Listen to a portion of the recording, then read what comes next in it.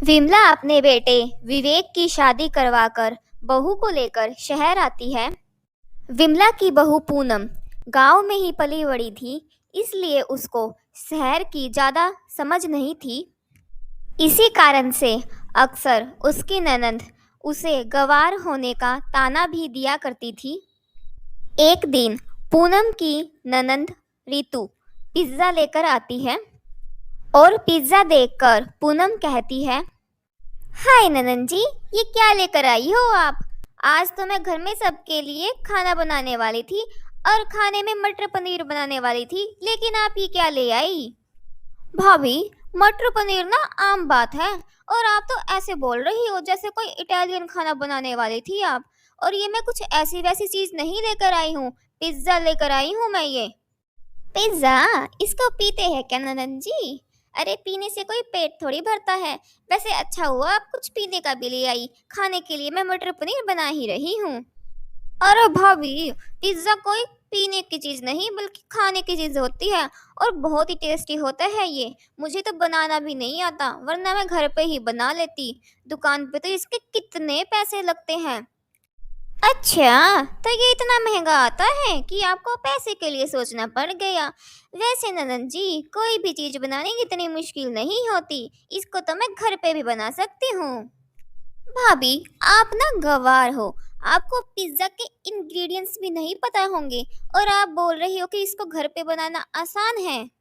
ननंद भाभी की तीखी नोक-झोंक हो ही रही थी कि तभी पूनम की सास विमला वहाँ पर आती है। अरे वाह, आज तो लगता है घर में पिज्ज़ा पार्टी हो रही है। और ये क्या, तुम दोनों ने इसे अभी तक खोला भी नहीं? अरे क्या तुम दोनों इसको देख के ही पेट भरोगी क्या? चलो जल्दी से खाते हैं। माँ, मेरी तो भूख के मारे जान निकल रही है, लेकिन ये गवार भाभी ना, इनके गवारों वाले सवाल खत्म हो तब ना, इनके कारण मैंने अभी तक पिज्ज़ा खाना स्टार्ट भी नहीं किया है। अब अम्मा जी, आप खुद ही बताइए, किसी चीज़ के बारे में हमें नहीं पता होगा तो हम तो पूछेंगे ही ना। लेकिन हमारी ननद तो इतनी नक चढ़ी है, जब पूछो तीखा ही जवाब देती है। अरे बहू, बातें और बहस तो बाद में भी हो जाएगी, लेकिन पिज्ज़ा सामने अभी है तो पहले इसको खाते हैं और फिर बातें करते हैं। इतना बोलकर विमला अपनी बहू और बेटी के साथ पिज्ज़ा खाने लगती है। ऐसे ही सब पिज्ज़ा पार्टी एंजॉय करते हैं। अगली सुबह पूनम सबके लिए नाश्ते में पिज्ज़ा ही बना देती है। खाने की टेबल पर सामने पिज्ज़ा देखकर पूनम की ननंद रितु कहती है, अरे भाभी, कल आपको पिज़्ज़ा इतना पसंद आया कि आपने सुबह सुबह नाश्ते के लिए पिज़्ज़ा ही ऑर्डर कर दिया। क्या बात है। वैसे भाभी, आप भी पिज़्ज़ा और बर्गर खाना सीख रही हो क्या? अरे नहीं नहीं ननंद जी, ये सब तो मैंने खुद बनाया है। वो आप कल पिज्ज़ा लेकर आई थी ना, तो मैंने खाकर पता कर लिया था कि इसमें क्या क्या डाला है, तो आज मैंने सबके लिए बना दिया। लेकिन भाभी, पिज्ज़ा के लिए तो ओवन भी यूज़ करना होता है, वो आपने कैसे यूज़ किया? ननंद जी, देसी हूँ मैं, गवार नहीं। आप जो बात बात पे गवार गवार बोलती रहती हो ना, आपसे ज़्यादा दिमाग वाले होते हैं हम देसी लोग। वाह बहू, तूने तो बोलती ही बंद कर दी रितु की। बहुत बोल रही थी ना तू कि भाभी गवार है, भाभी गवार है। ये ले, तेरी गवार भाभी ने तेरी ही बोलती बंद कर दी है। अब बोल, क्या करेगी तू? पूनम की बात से रितु का मुंह एकदम बंद हो जाता है और वो कुछ नहीं बोल पाती। पूनम के जवाब से ये बात तो साफ हो गई थी कि वो देसी है, लेकिन गवार बिल्कुल नहीं। ऐसे ही कई दिन बीतते हैं। एक दिन विमला की पड़ोसन कमला विमला के घर आती है, लेकिन विमला घर पर नहीं होती। इस बात का फायदा उठाकर कमला पूनम को कहती है, अरे बहू, वो तेरी सास ने ना मुझसे पैसे लिए थे और आज घर पर बुलाया था। कह रही थी पैसे देगी, लेकिन वो तो घर पे है ही नहीं और मुझे पैसों का काम था। अच्छा, लेकिन अम्मा जी ने तो हमें कुछ बताया ही नहीं कि आप आने वाली है, ना ही कोई पैसों का जिक्र किया। अगर किया होता तो हम आपको दे देते।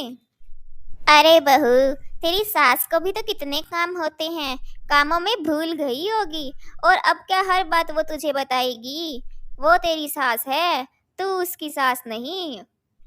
अरे काकी, आपको अम्मा जी से पूछ के ही आना चाहिए था। अब अम्मा जी तो घर है नहीं, आप चाहें तो अम्मा जी का इंतजार कर सकती हैं यहाँ बैठकर। हे भगवान, कितनी तेज है ये। मैं तो सोची थी विमला इसको गांव से लेकर आई है, गंवार ही होगी, लेकिन ये तो बहुत तेज है, पैसे देने का नाम ही नहीं ले रही। अच्छा ठीक है काकी, आपको इतनी ही ज़रूरत है तो मैं आपकी मदद कर देती हूँ, लेकिन एक काम करती हूँ, मैं अम्मा जी से फ़ोन लगाकर पूछ लेती हूँ। अरे अरे बहू, फ़ोन लगाने की क्या ज़रूरत है? तुझे शक है क्या मेरी बातों पर? शक नहीं है काकी, लेकिन अम्मा जी से कुछ भी छुपाना भी तो ठीक नहीं है ना। ए रहने दे बहू, मैं तेरी सास से ही ले लूंगी पैसे, तो अपना काम कर ले जाकर। विमला तो गांव से हीरा लेकर आई है, देसी है लेकिन गवार बिल्कुल नहीं है ये। कमला ये बोलकर वहां से चली जाती है। पूनम को गांव की समझकर अभी तक कोई पागल नहीं बना पाया था और इसी बात पर विमला को बहुत नाज होता है। कई दिन बीत जाते हैं। पूनम अपनी सास विमला, अपनी ननंद रितु और अपने पति विवेक के साथ बैठी होती है। वो मेरे ऑफिस वालों ने एक छोटा सा गेट टुगेदर रखा है और उन्होंने कहा है कि अपनी पत्नी को भी अपने साथ लेकर आना है। तो सही है ना भैया, आप भाभी को ले जाइए। वैसे भी शादी के बाद आप भाभी को कहीं घुमाने नहीं लेकर गए हैं, ऑफिस की पार्टी में ही ले जाइए। वो सब तो ठीक है, लेकिन तुम जानती हो ना अपनी गवार भाभी को। तुम्हारी भाभी को तो गैदरिंग भी ऐसे लगेगा जैसे हम भंडारे में जाएंगे। माँ, भैया भाभी का इतना मजाक कैसे बना रहे हैं? भैया को भाभी का देसी हूँ, गवार नहीं वाला अंदाज नहीं पता है क्या? अरे तू रहने देना, तुझे क्या, तू इन दोनों के बीच में मत पड़। और वैसे भी हमें तो पता चल गया है ना, कुछ देर में विवेक को भी पता चल ही जाएगा, बस तू देखती जा। अरे क्या हुआ पूनम, कुछ बोलो भी, बड़ी शांत शांत बैठी हो तुम तो। अब हम क्या बोलें, जब आपने सब कुछ खुद से ही सोच लिया है। भले ही ऑफिस में आपसे मजदूरों की तरह काम करवाया जाता हो, लेकिन घर पर तो आप महाराजा बनकर ही रहना। तुम क्या बोल रही हो पूनम? मुझे क्यों भला वहाँ मजदूरों की तरह रखेंगे? मैं वहाँ काम करने जाता हूँ, मजदूरी नहीं। अरे तो आप मजदूरी ही तो करते हो, इतना वहाँ पर काम करते हो और आपकी पगार भी कोई अच्छी नहीं है, और घर पे भी इतना लेट से आते हो और आप मुझे गवार बोल रहे हो। अरे इससे ज्यादा पैसा तो हम गाँव में खेती करके कमा लेते थे। लो, अब विवेक को भी अकल आ ही गई होगी। अरे मानना पड़ेगा मेरी देसी बहू को, सबका मुंह बंद करवा देती है। क्यों विवेक, अब तुझे कुछ बोलना है क्या? नहीं माँ, मेरा तो शांत रहना ही बेहतर है। विवेक की बातें सुनकर सब हंसने लग जाते हैं। पूनम का जो देसी समझकर मजाक उड़ा रहे थे, पूनम ने उन सब का मुंह बंद करवा दिया था। तो दोस्तों, इस कहानी से हमें यही सीख मिलती है कि हमें कभी भी किसी के कपड़ों और उसकी भाषा से उसे जज नहीं करना चाहिए। हमें प्रत्येक व्यक्ति का सम्मान करना चाहिए। वीडियो पसंद आई हो तो लाइक ज़रूर कीजिए। धन्यवाद।